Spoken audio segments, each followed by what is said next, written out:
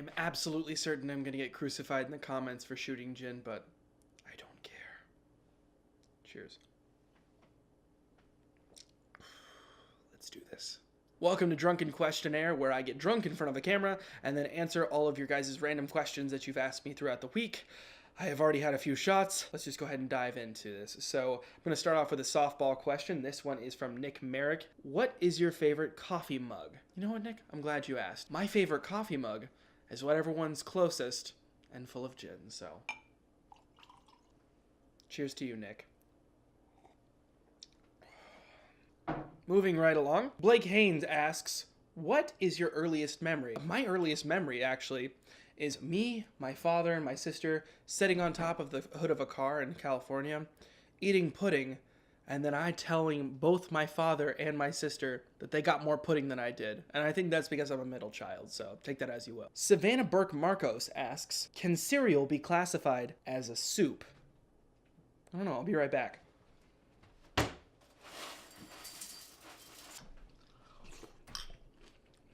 Classify it however you want. It's fucking delicious.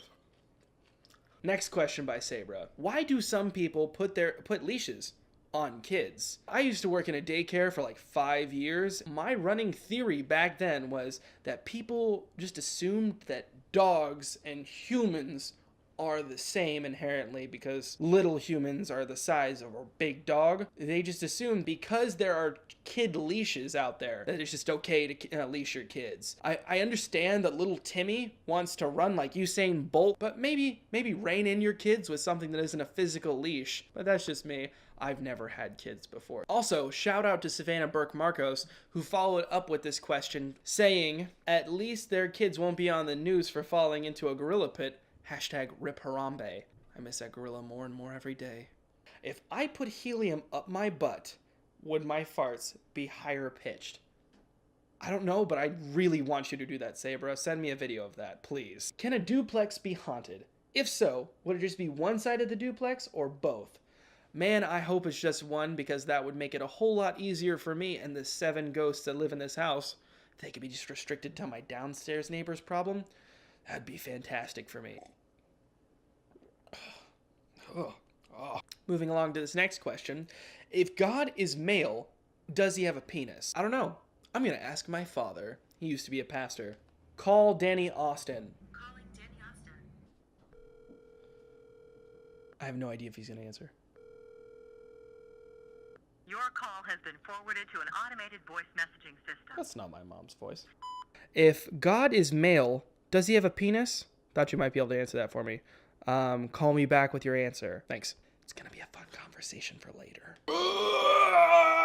Sabra just killing it tonight. Is salt and pepper considered seasoning for food? I've been working in the restaurant industry for a long time, so I feel like I have some insight into this. Absolutely. For some reason, whenever you put the smallest amount of seasoning, aka salt and or pepper, people freak out. They're like, excuse me, I expected this food to be bland. Why did you put anything in this? I just wanted to be able to eat my mush. I didn't expect flavor in my food. What is this? Some exotic seasoning that you brought in from God knows where? Ugh. Is this salt? Or there's those people who completely pour a mountain of salt, completely negating whatever dish you just prepared. Or there are the people that add sriracha to everything. And I don't mean just like a couple drops of sriracha. I mean, they unscrew the bottle and just pour it on there. Why are trash bags called trash bags? Aren't they just bags until you put trash inside of them? Sabra, I'm glad you bring this up. I think both Glad and Hefty think that the consumer market is so dumb that if you call them multi-purpose bags, people wouldn't put trash in them. And honestly, I just put trash in all of my bags.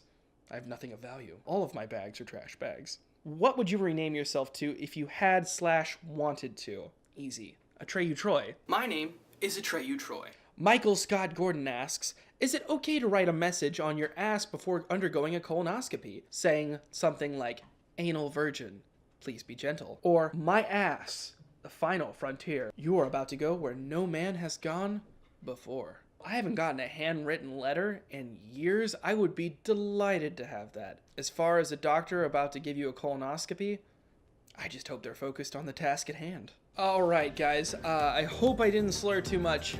And I hope I answered every single one of your questions with exactly the right answers. So This one's to you guys. I hope you guys enjoyed this episode. Please hit that like button. If you want to see more of these videos, hit subscribe, and also let me know what kind of questions you want me to answer next week down in the comments section. Chin goes down so smooth. Woo. Is this salt?